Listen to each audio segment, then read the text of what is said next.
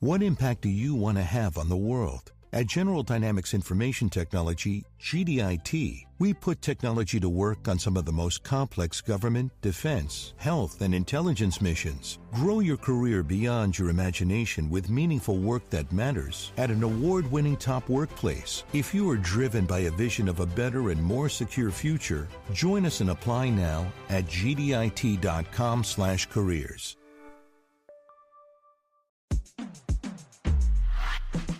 Hey Slate listeners, I'm Christina Cauterucci, the host of Slow Burn, Gaze Against Briggs. I want to tell you about a special event we're doing at the Tribeca Film Festival in New York City on June 13th.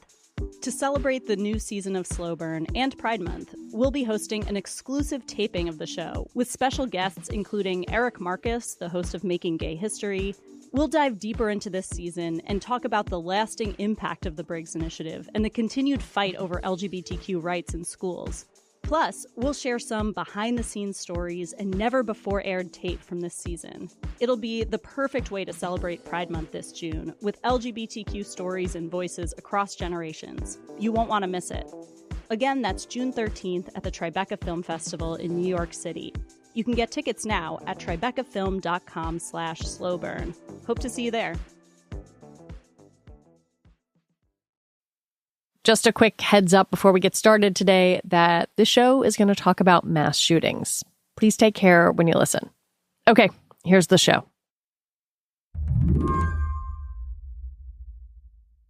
On February 15th of 2022, lawyer Josh Koskoff was part of something unprecedented, winning a $73 million settlement against Remington Arms on behalf of 9 families whose children were murdered at Sandy Hook.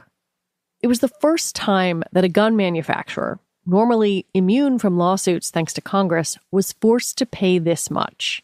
I remember coming home and saying to my wife, well, that was an incredible journey. I'm so happy for these families and to bring help do my part to bring some peace to them. And I'm glad I think I can go back to my regular job. But 2 months later, a white supremacist killed 10 Black Americans at a Buffalo supermarket in a racist attack. 10 days after that, a mass shooter murdered 19 children and 2 teachers at Robb Elementary School in Uvalde, Texas. Almost from the beginning, when I started to learn some of what happened, I thought, this is Sandy Hook 2.0. The feeling I had from a few months before that I would never do another one of these cases pretty quickly gave way to a feeling of obligation. So last week, on the 2-year anniversary of the Uvalde shooting, Josh filed a lawsuit on behalf of the families. But this time, he's not just going after the gun maker, Daniel Defense, which made the rifle used in Uvalde. Josh is also suing Meta and Activision, arguing that video games like Call of Duty and marketing through Instagram helped lead to the shooting. It's not just enough to say, well, it's all about the guns. It's nice politically maybe, but it doesn't work in reality. Today on the show, why Josh thinks tech companies, and not just gun manufacturers, are responsible for what happened at Uvalde. I'm Lizzie O'Leary, and you're listening to What Next TBD, a show about technology, power, and how the future will be determined. Stick around.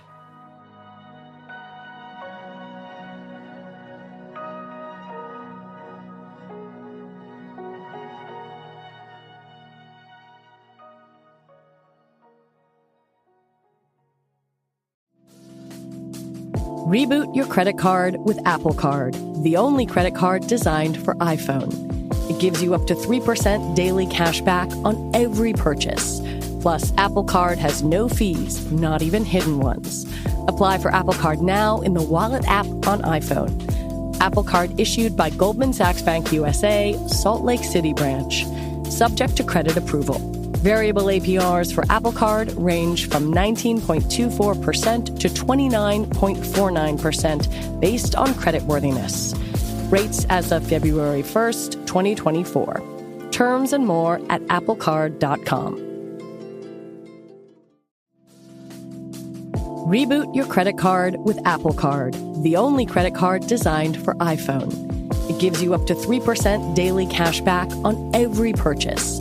Plus, Apple Card has no fees, not even hidden ones. Apply for Apple Card now in the Wallet app on iPhone. Apple Card issued by Goldman Sachs Bank USA, Salt Lake City branch. Subject to credit approval.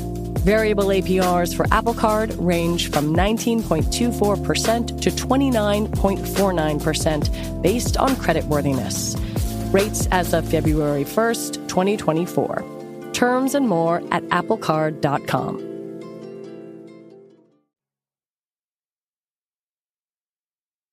In the wake of the Sandy Hook massacre, print and TV ads for firearms declined. That led gun manufacturers to seek out more grassroots advertising. Josh's lawsuit argues that tech companies have helped gun manufacturers expand their marketing audience by partnering with influencers, for example, or growing their presences on different social media platforms. Well, in this case, that means it's Instagram. They go where the kids go. I'm not suggesting that all gun companies are unethical in this way, but there are certainly some gun companies in an effort to court a younger and younger demographic to build a relationship that will lead to a future sale, does that through direct communication through social media. And so that's not groundbreaking. And that's also something that's occurred recently. And that's why I say around 2005 to 2010, you think about this is the advent of really internet marketing, direct marketing in its most effective forms. And this is why gun companies, and some gun companies can, in a predatory way, target kids and adolescents around the backs of parents. Why do they want to court teenagers? Well, they would prefer to court kids. They really want to court a potential end user or targeted end user as early as possible, for the same reason that other brands like Disney want to brand as soon as they can with a maturing child. The sooner they get in, the sooner they're identified in a positive way when that consumer turns 18. And that's kind of a basic marketing principle, but it's even more important in a perverse way when the product is an AR-15.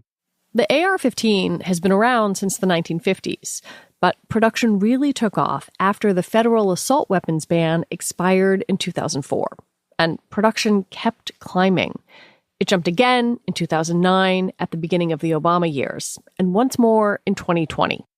Why do they want to court children? Why would a gun company or any gun company do that? How could you be so craven?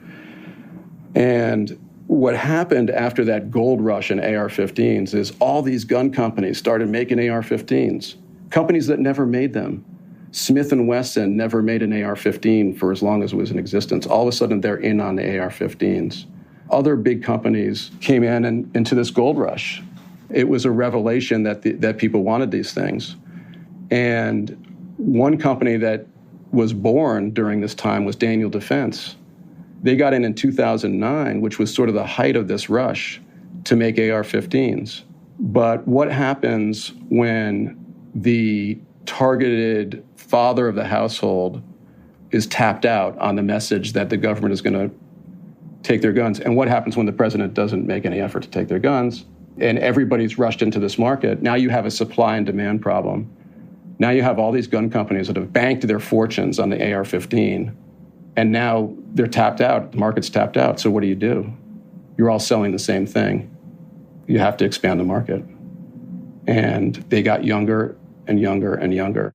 You could have just sued Daniel Defense. Why include Meta and Activision?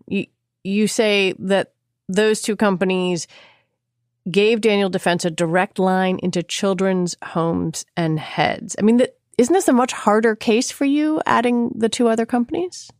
I think it's a much easier case because it completes the circle. This is a 360-degree problem. It comes from this confluence of technological developments.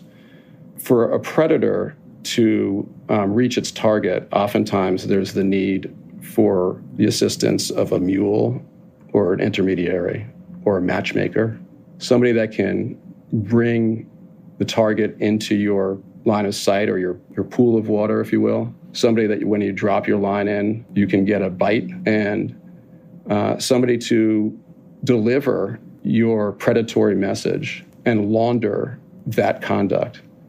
Enter Instagram. Instagram, in this case, and I'm not speaking broadly of Instagram, I'm not making moral judgments about Instagram as a whole. This is not a case about Instagram addiction or the more general debate over the harms that social media cause. In this case, Instagram was that mule. It was that accessory to this predatory relationship. It introduced this child, or probably this adolescent, to be more fair, to this company because this company had targeted adolescents like him. But for Instagram, I don't think there would have been a shooting at Uvalde. As I know you know, Instagram says ads must not promote the sale or use of weapons, ammunition, or explosives. Explain the disconnect to me. How are they reaching children? So there are ads, what we would call ads, that promote promote violence and the sale of these weapons. It's exactly what maybe Instagram doesn't know it. I think they do, but maybe they don't realize that they have helped deliver a message of killing with a particular product to a kid who was 140 pounds soaking wet in Uvalde, Texas, who used that very weapon to slaughter 19 children and 2 teachers. That's just the truth. In the suit, Josh says that the Uvalde shooter had at least 20 different Instagram accounts. On May 21st, 2022, 3 days before the shooting, he opened Instagram more than 20 times between midnight and 5:30 a.m. And that same day, posted a photo of 2 AR-15s. So what we see through what we've learned about his use of the phone is that he would check in and out and step out a lot, but he wouldn't stay on a lot. That is pretty strong evidence that he gets a lot of information from Instagram. The other thing is that that we know that Daniel Defense really promoted their products on Instagram, and clearly were targeting kids. How do we know that? Because their AR-15s, like the rifle used at Uvalde, is seen in some promotion next to video game controllers and I think a bag of Cheetos. And one of the video controllers is like a Nintendo Switch, a young person's video controller. You know that is the end result of a calculated effort to reach children. Number one, in the way that they are portraying the weapon. And number two, in their use of doing that through Instagram, which is notoriously the favored sort of platform of adolescents that they're trying to reach.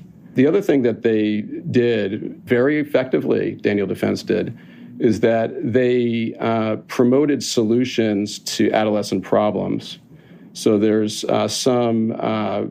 one promotional thing they did where they have the AR-15 in the trunk of a car, right? And you see hands reaching into the car trunk to grab this AR-15, and it says, "Refuse to be a victim." So they're appealing to the adolescent struggles that all adolescents have to some extent, some more than others, and they're providing solutions. Another one says, "A perfect companion for a lonely night."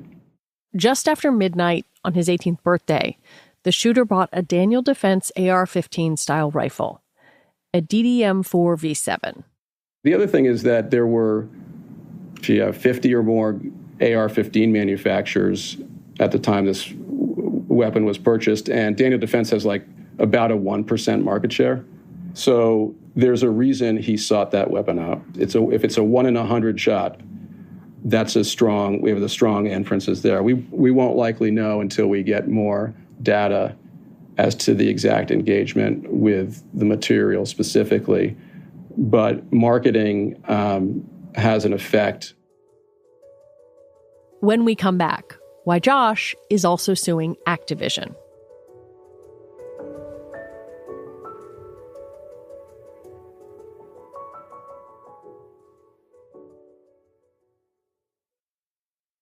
If I asked you, how many subscriptions do you have? Would you be able to list all of them and how much you're paying? Now, if you would have asked me this question before I started using Rocket Money, I would have said yes. But let me tell you, I would have been so wrong. I can't believe how many I had. Like those annual subscriptions you forget about until they charge your credit card. I was wasting a ton of money on those. Rocket Money is a personal finance app that finds and cancels your unwanted subscriptions, monitors your spending, and helps lower your bills so you can grow your savings. With Rocket Money, I have full control now over my subscriptions and a clear view of my expenses. And if I see something I don't want, Rocket Money can help me cancel it with just a few taps. Rocket Money has over 5 million users and has helped them save a total of $500 million in canceled subscriptions. Stop doing it. Stop wasting money on things you don't use. Cancel your unwanted subscriptions by going to rocketmoney.com/podcast. That's rocketmoney.com/podcast. rocketmoney.com/podcast. Another part of Josh's lawsuit is focused on Activision, which makes Call of Duty. In the suit, he says the Uvalde shooter downloaded Call of Duty Modern Warfare in November of 2021. This version of the game features a DDM4 V7S on its title page, something Daniel Defense noted on its Instagram. We've talked a lot about Instagram. I want to talk about the other side of this, Activision and Call of Duty Modern Warfare. There is a point in this suit in where you list a series of perpetrators of mass shootings, and they all played this game. But at the same time, millions of people play this game and are not mass shooters. How do you draw the line from Call of Duty Modern Warfare to what happened to these children?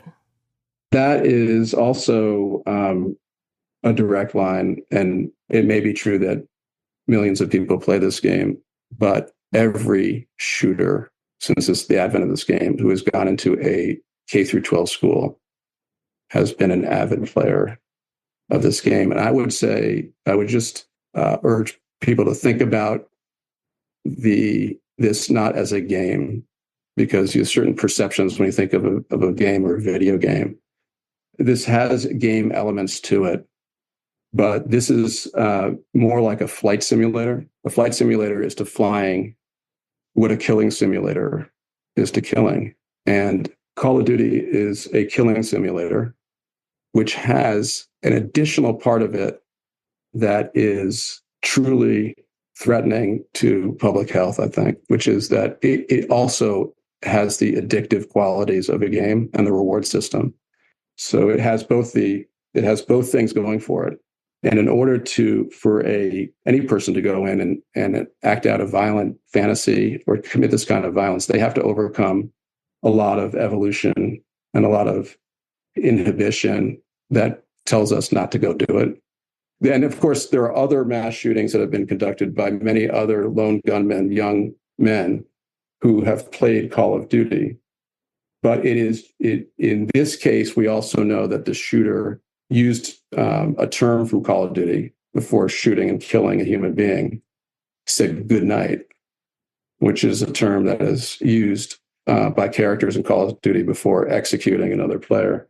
There's not just an inference, but a almost ironclad relationship between carrying out one of these shootings and the training of the simulator part of this game.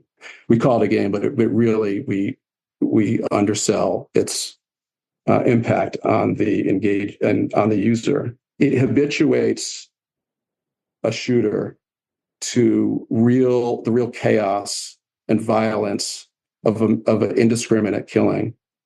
It takes more than just being a violent person with a bad childhood to go into school and to kill children.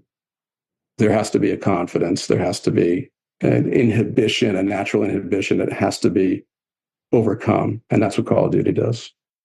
I think it's important to note, because this comes up a lot in the wake of these horrific mass shootings, that fairly extensive research about the relationship between violent video games and acts of violence shows that any effect is relatively small. That the American Psychological Association says scant evidence has emerged that makes any causal or correlational connection between playing violent video games and actually committing violent activities.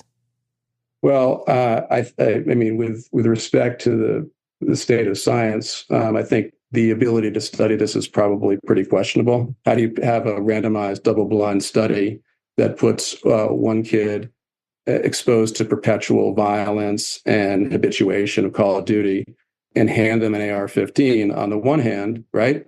And then hand an AR-15 to a kid who hasn't been exposed to that and see which one shoots up a school.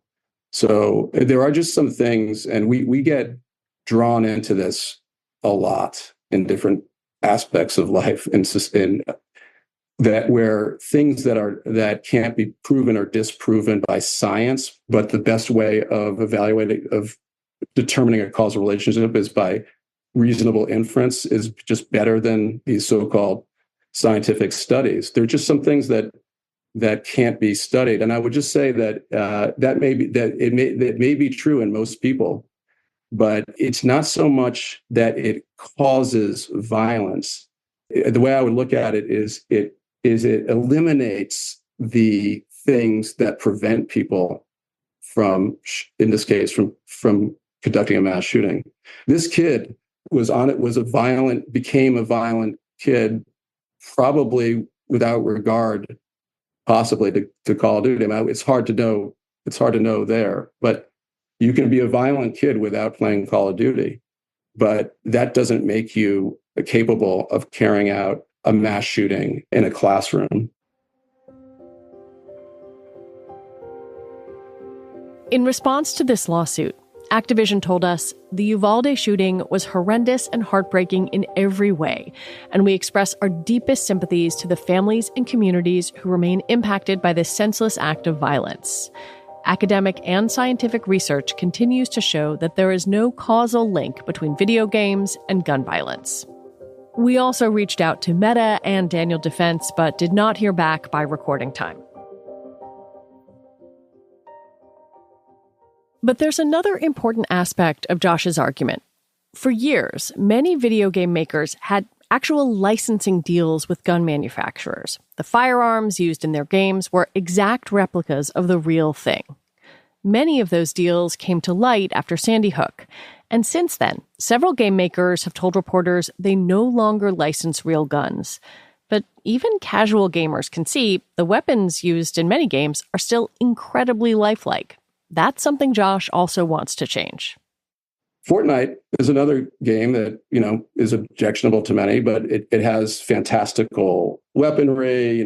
It has people who can fly. It's not realistic. But Call of Duty has been working in a quid pro quo relationship with the American gun industry since at least 2009. And I know it because I have a contract between Freedom Group and Call of Duty to place their weaponry in that game. In Sandy Hook, the kid used the brand of AR-15 that marketed in Call of Duty that was identifiable in that particular year's Call of Duty. Again, out of all the brands, he used the Bushmaster. The other thing is, we know that he used the tactical approach and a tactic that was taught in Call of Duty. Now I'm talking about the Sandy Hook shooter. Sandy Hook. Yeah, he used a taped reload, which is taping two 30-round magazines together. And that is a tactic that he most assuredly learned in Call of Duty. If you advance or even win this suit, would you want to pursue suits against other game makers? I'm not interested in pursuing any lawsuits unless there are facts and evidence and logic and wrongful conduct. I'm not one of these people who says ban guns, paints with a big, broad stroke, end video games. That's ridiculous. You can have really aggressive video games. You can have first-person shooter games like Fortnite. You can have all these other types of games. The line is it's easy. It would be very easy to stay under the line. And but there has to be a line. Well, what is the line? What is the line? Well, I know it was crossed here. It was wrong. I mean, Lines are defined by different factual circumstances, right? You have First Amendment cases. Nobody knows what the line is in any First Amendment case. They just know that this particular thing crossed a line and this particular thing didn't. I can tell you that I'm not here to say what the absolute solution is. All I'm looking at is horrifically wrongful conduct, intentional conduct. Activision is a lot of smart people there. They know exactly what they're doing, and also conduct that's easy to ameliorate. And that's on the one side. And there's a direct line to this shooter. There's a direct line to this Uvalde shooter, because it's not enough to just have wrongful conduct for a case. So if facts in another case, God forbid there are other cases, but you go where the facts take you, and they took us from Santa Monica, which is Activision headquarters, to this small, tight-knit Texas town, 90 miles south of San Antonio. Josh Koskoff, thank you so much for spending your time with me. Thank you very much. I appreciate it. Josh Koskoff is an attorney at Koskoff, and Beater in Connecticut. And that is our show today. What Next TBD is produced by Evan Campbell, Patrick Fort, and Shayna Roth. Our show is edited by Paige Osborne and Rob Gunther. Alicia Montgomery is vice president of audio for Slate, and TBD is part of the larger What Next family. And if you like what we're doing here, the best way to support our work is to join Slate Plus. Just head on over to slate.com/whatnextplus to sign up. All right, we will be back on Sunday with another episode. I'm Lizzie O'Leary. Thanks for listening.